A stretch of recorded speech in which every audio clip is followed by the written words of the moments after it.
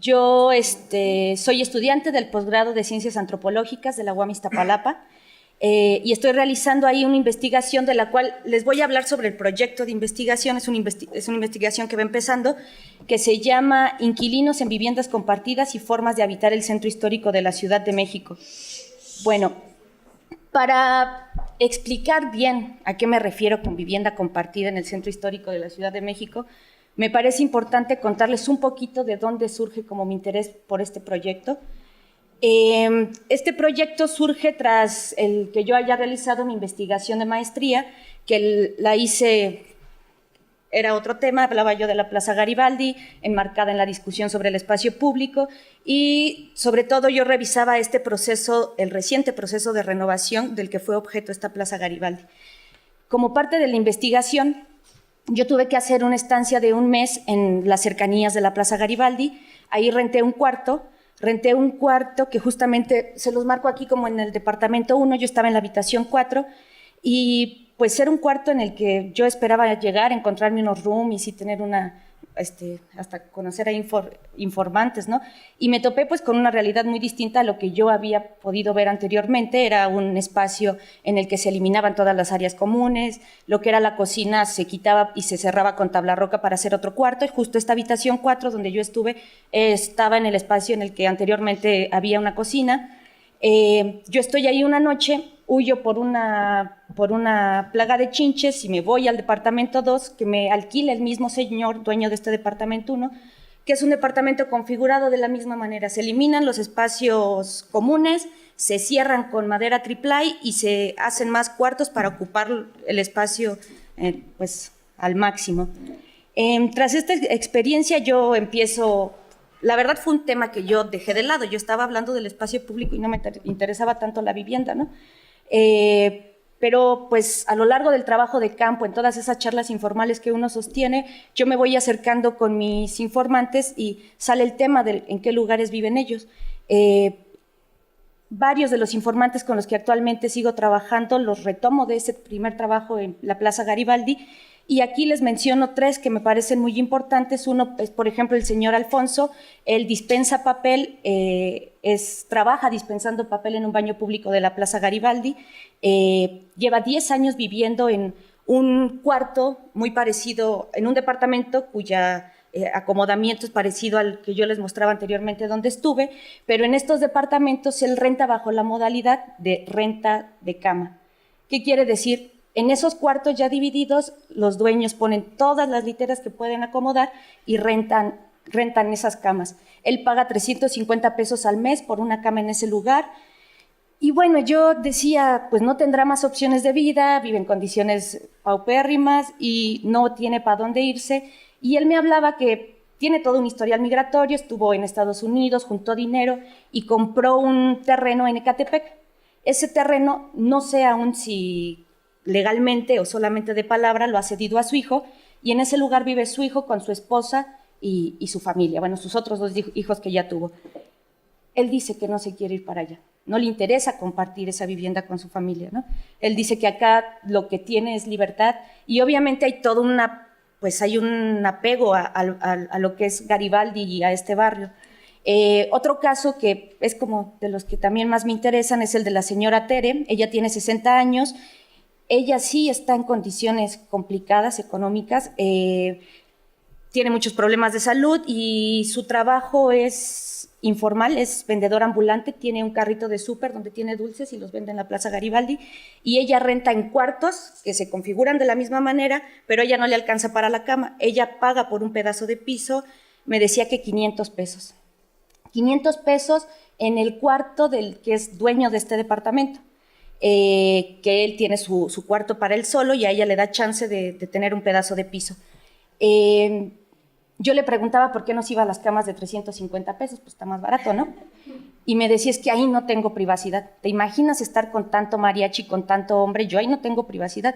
Y en este espacio, por el contrario, ha hecho como toda una dinámica en la que en los momentos en que el otro hombre está durmiendo, ella sale a trabajar a la Plaza Garibaldi, y cuando él sale de la vivienda, ella entra a dormir y a hacer pues las labores domésticas que le permiten ese espacio.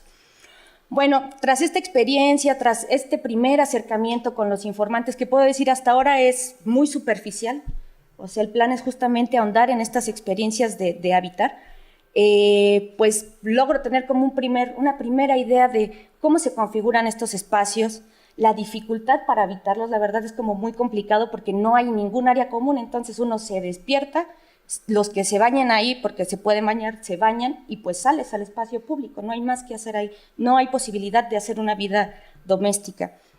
¿Qué más? Bueno, hasta donde lo viví, habrá que ver los casos a profundidad, probablemente haya quien sí la pueda hacer, ¿no? Y bueno, asimismo pude darme cuenta de qué tipo de relaciones hay entre estos inquilinos, ¿no? Hasta donde yo pude ver es muy difícil, la mayoría de la gente trabaja o en la Lagunilla o en la Plaza Garibaldi y tienen trabajos que son de jornadas muy largas, entonces su estadía ahí es poca y las relaciones entre inquilinos también es limitada. En fin, yo a partir de todo esto, así como que no sé si, a partir de esto yo empecé a definir un objeto de estudio y a empezar a intentar darle forma a esto que había visto en Garibaldi. De ahí, pues bueno, encontré dos características principales de esto que llamo vivienda compartida de alquiler. Por un lado, son de alquiler informal, o sea, ya sea porque el que la renta no da ningún contrato, no hay ningún respaldo jurídico, o en otros casos que incorporamos, puede ser que se haya arrendado incluso mediante una inmobiliaria, pero hay una persona que queda frente a esa inmobiliaria como la que tiene el contrato y hace cierto trato de palabra con otros tantos para dividir la renta. Y aquí entra mucho esta figura del roomie, ¿no?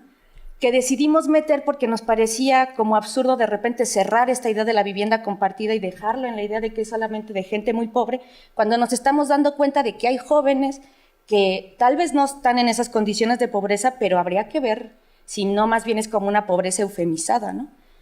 Bueno, esa es una, y la otra es que son viviendas compartidas, como se viene manejando desde el principio. Esta noción de vivienda compartida yo la retomo de trabajos de Coulomb, de trabajos sobre todo de Villavicencio y de Ortega, pero ellos hablan de la vivienda compartida en la periferia. La cosa es, pues ahora hablar de la vivienda compartida desde el centro, porque hay una vivienda compartida en el centro y pues sabemos más de estos lotes multifamiliares, ¿no? Pero no sabemos qué pasa en estas del centro. En este caso, a diferencia de esta vivienda de la periferia, lo que tenemos es que no hay relaciones familiares entre los inquilinos. Se comparte una vivienda y puede ser una familia en un cuarto o pueden ser solamente una persona, pero no hay lazos familiares entre ellos. Bueno, hemos trabajado tipos de vivienda, a partir de estos casos estamos armando una tipología, tenemos las viviendas de alquiler de camas, las viviendas de alquiler de cuarto, la renta de espacio bajo techo, como la señora Tere que les contaba, la renta informal de departamentos para ser compartidos, los roomies, esta misma versión pero en forma no informal sino formal, y la renta que estoy pensando si voy a meter o no, porque esto salió de una entrevista que acabo de hacer, que son rooming y aparte una covachita la rentan por Airbnb. Entonces, ahorita estamos trabajando en hacer como toda una tipología de los casos que tenemos. Bueno, esta era como esa tipología más amplia y pues obviamente yo parto de los casos para comenzar a preguntarme, ¿no? Y nuestra primera pregunta es, pues, ¿para quién y por qué este tipo de vivienda es una alternativa? La otra es, ¿qué lleva a una persona a residir en una vivienda compartida de alquiler? ¿Por qué? ¿Por qué alquilar una vivienda de esta manera? Estoy intentando ver si puedo contactar a chicos, que es como otra gran discusión que todavía no tengo pendiente. No sé si cerrarme al centro histórico, no sé si hablar de la zona central en general, porque, por ejemplo, estoy viendo si contacto a un grupo de chicos en la Condesa que pagan 10,000 pesos por un cuarto. Y uno dice, ¿por qué compartir 10,000 pesos y con 10,000 te podrías rentar, pues a lo mejor un departamento en la Álamos, ¿no? En Iztapalapa, ¿no? Bueno, nos interesa saber cuál es la trayectoria de vida de una persona que reside en estos lugares, cómo llegan a estos lugares y cómo se vive bajo esta forma de vivienda. Nuestra pregunta general, la que sostiene la investigación, es qué relación hay entre la configuración de viviendas compartidas de alquiler informal, sus ocupantes y el entorno. Es decir, queremos saber qué relación hay con la configuración de estas viviendas y la dinámica de la ciudad y en específico de la centralidad.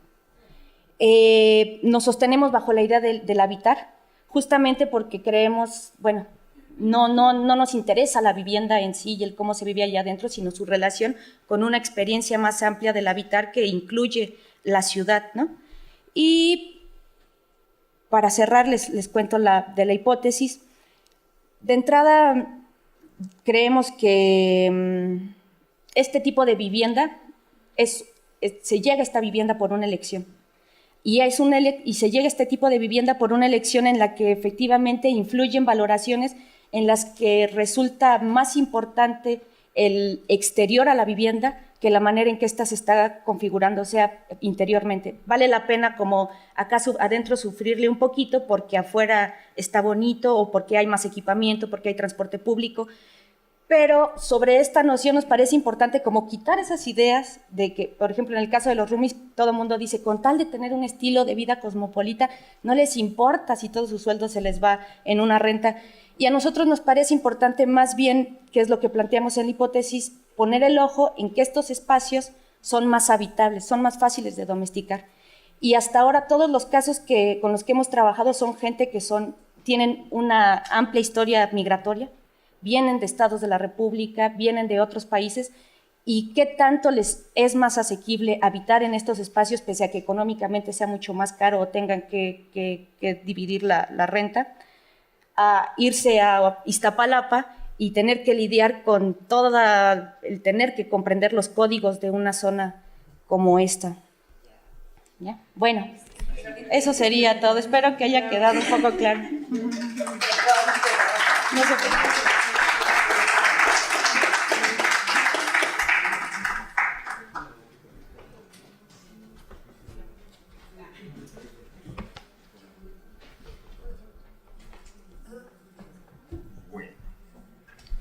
De esto entiendo más, entonces, pero que me sea más fácil, ¿no?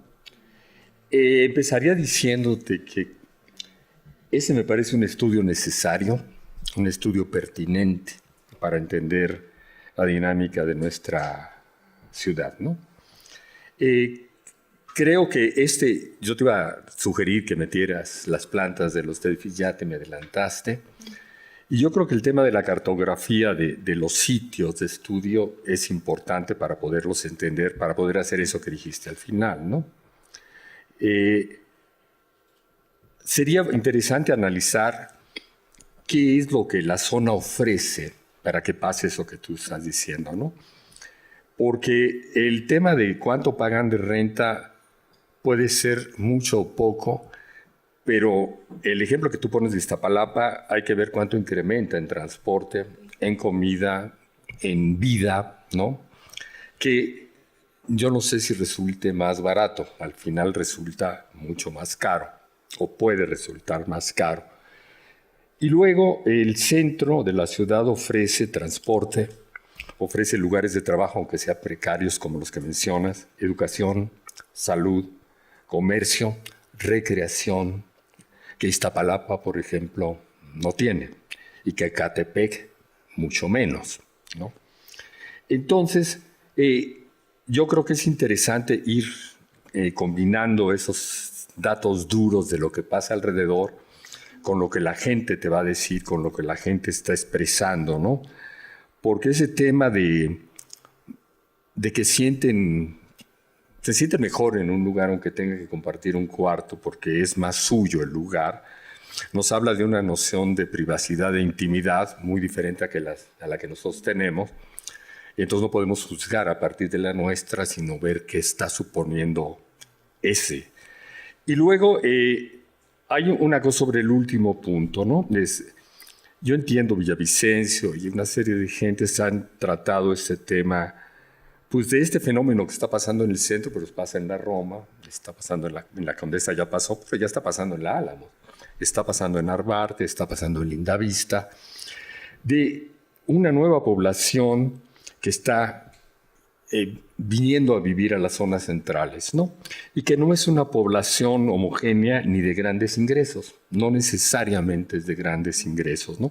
Esa es una generalización que yo creo que se ha hecho a partir de un prejuicio y no de una investigación seria, ¿no? Como tampoco estoy de acuerdo con ellos en que sea una moda. No es una moda. Lo demuestran esas gentes que tienen 70 años y están viviendo acá y que no creo que vivan por moda en un cuarto en Garibaldi, ¿no? Pero también en el centro hay diferentes, tú ya mencionaste modalidades, y son modalidades que tienen que ver con una distribución geográfica y hay una historia del centro.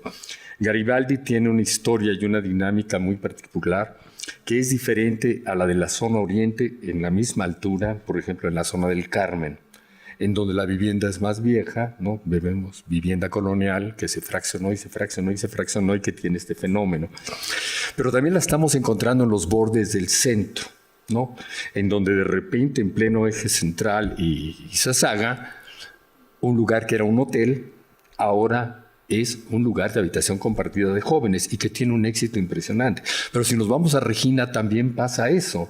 Edificios que se van ido fraccionando y que están habitados por jóvenes que no son malos, me cae que no son malos, ¿no? Ni ganan mucho dinero, a veces ganan lo mismo, a veces son parejas, en una situación diferente, a veces ya no tienen hijos ni piensan tener hijos, no porque sean pobres ni porque sean malos, sino porque no se les pega la regalada gana, y ese espacio se presta a eso. Y la otra es, en esa historia de vida es ver de dónde vienen también, ¿no? Alguna de esta población vieja viene del interior del país de una época. Por ejemplo, si uno analiza la Roma, este lugar en el que estamos, pues durante la época de la Revolución nos llegó mucha gente del interior del país que todavía vive aquí, ella o su familia, ¿no? Pero no, ahora nos está llegando una población muy curiosa que pasó su niñez en Ecatepec, en la madre, pobre gente, ¿no? Uno dice, este cuate pasó 20 años o 30 años viviendo en Cuautitlán Izcalli. Puta, pues prefiere vivir en el centro histórico, porque tiene una vida urbana real. A ellos les platicaron de que existía esto, ¿no? Lo oyeron de sus padres que salieron corriendo de la Ciudad de México, muchos en el sismo, y lo añoran. Es decir, es muy diferente vivir en la Narvarte que vivir en Cuautitlán Izcalli, sección 3, de veras es diferente. La vida cotidiana es diferente. Y hay gente que le cuesta mucho trabajo pagar la renta de un departamento. En la Condesa ya es difícil porque es muy caro. Pero en Escandón, ¿no? En Narvarte, en Álamo, Portales se ha convertido en un lugar deseable por todos nosotros, ¿no? También yo quisiera vivir en Portales, ¿no? Ahí vivió Monsi. Entonces, hay todo, carajo. Uno se va caminando al mercado, ¿no? Sale uno del mercado y en la esquina está la cantina de las ancas de rana más exquisitas de esta ciudad, ¿no? Es decir, están las refaccionarias, está el que arregla los golpes en el coche, caminando. En Izcalli no. En Ecatepec tampoco, aunque sea casa propia. Y ya no nos vayamos a la salida Puebla, porque ahí sí. Y entonces, yo cuando pienso en esto y veo a la gente que vive en esto, yo creo que hay una diferencia notable, ¿no? Entre el gran drama cotidiano, que se te olviden las tortillas si vives en el centro, a que si vives en Cuautitlán Izcalli. En Cuautitlán Izcalli te jodiste, no cenaste tortillas. Te felicito por tu trabajo.